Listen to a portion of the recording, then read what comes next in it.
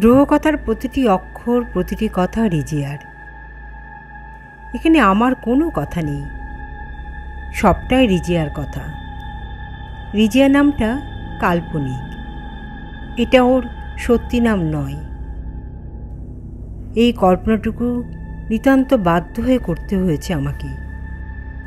আমি যখন প্রথম ওর কথা শুনি, ওর মুখে ওর জবানবন্দি শুনি, তখনই ভেবেছিলাম এটাকে সাজিয়ে দিতে হবে কবিতায়। আমি শুধু সেই কাজটুকু করেছি। ও এখনও গ্রামেই আছে, দক্ষিণ 24 পরগনার একটি গ্রামে।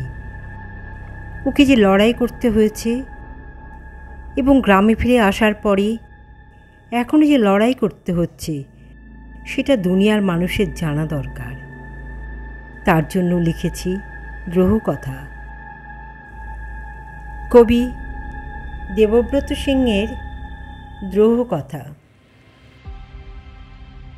দিনটা ছিল ঈদের দিন, খুশির ঈদের খুশির দিন। তখন আমার কিশোরী বেলা, তখন আমি 13 কি 14।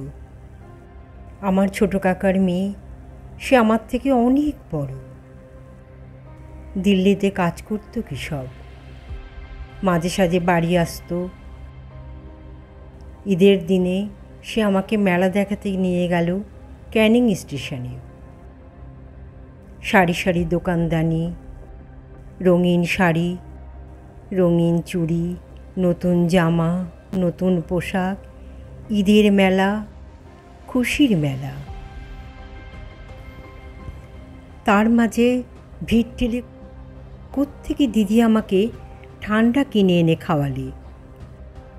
সে খাওয়ার পরই কেমন ঝিম মেরে উঠল। সব দেখতে পাচ্ছি, শুনতে পাচ্ছি, বলতে পারছি না কিছুই। দেখলাম স্টেশনে দাঁড়িয়ে থাকা একটা ট্রেনে তোলা হলো আমাকে। তারপর আর কিছু না। তারপর ঢলে পড়েছি ঘুমে। একসময় ঘুম ভাঙতে দেখি আমার পাশে 4টি ছেলে, তাদের পাশে ছোট কাকার মেয়ে।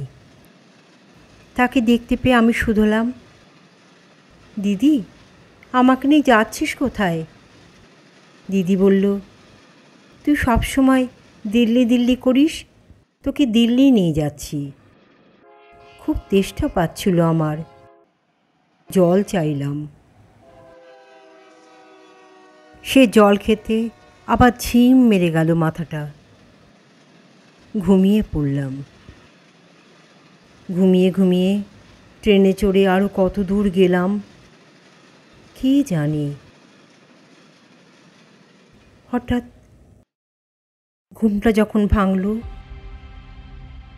তখন দেখি মস্ত একটা বড় স্টেশন, পাশে 3টে নতুন ছেলে। দিদি গেল কোথায়? কোথায় গেল দিদি? ওরা বলল,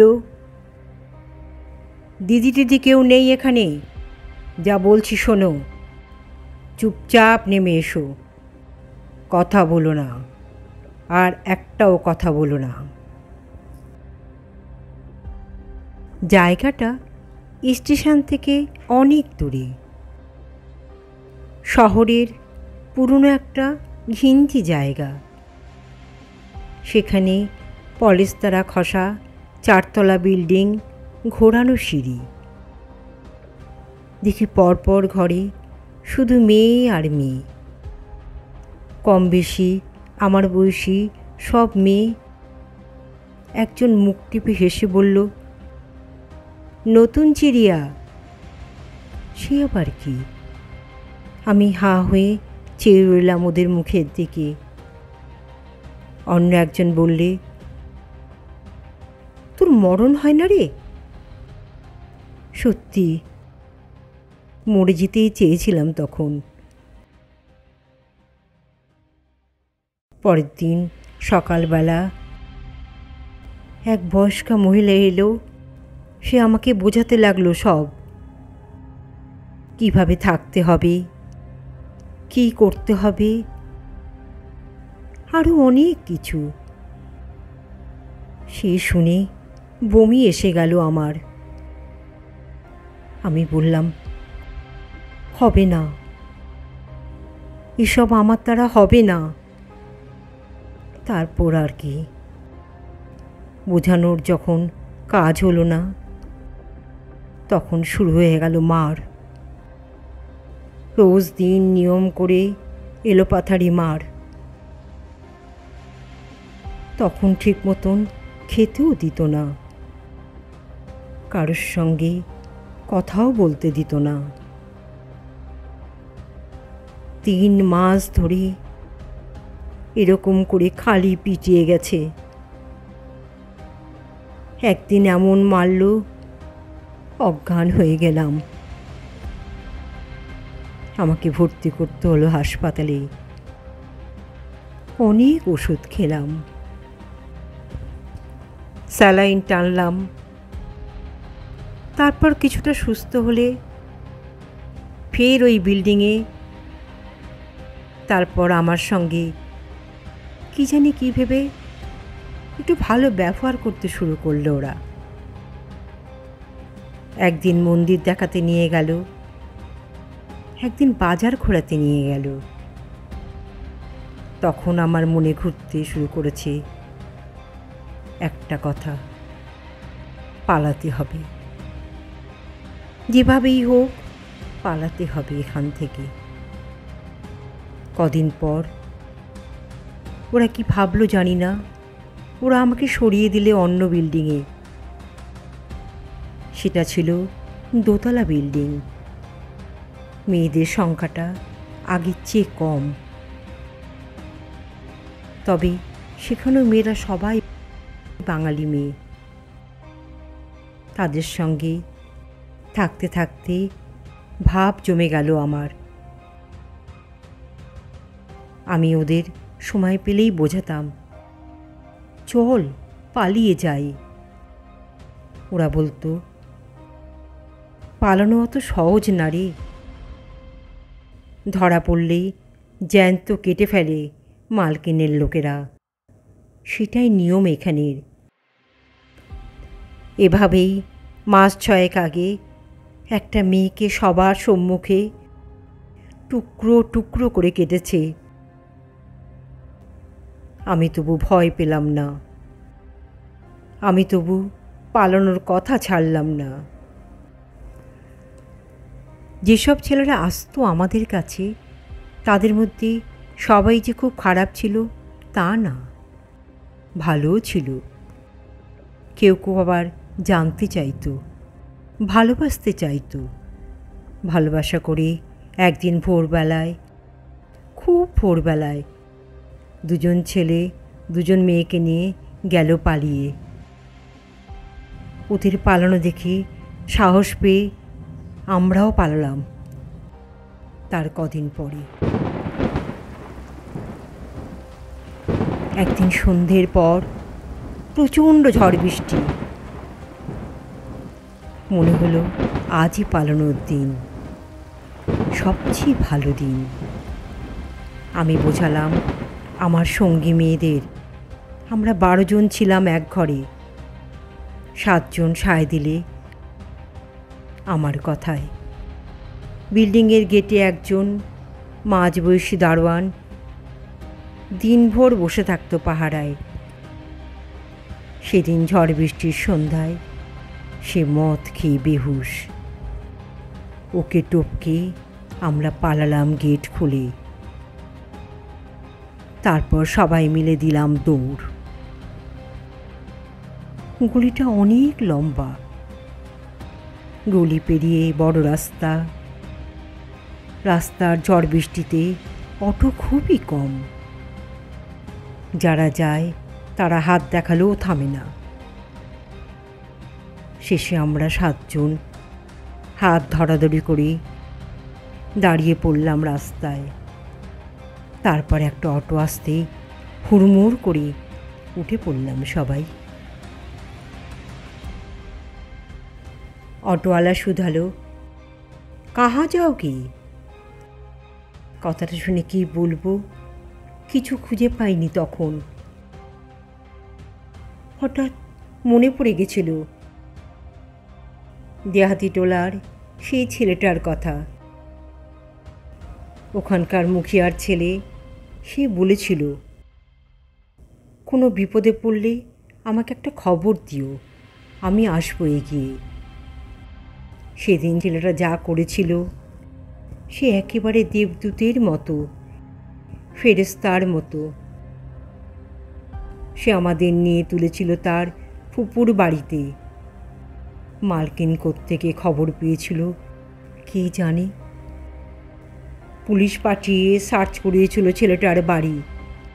ওহ, সেই দিনগুলো কি টেনশনেই না কেটেছে।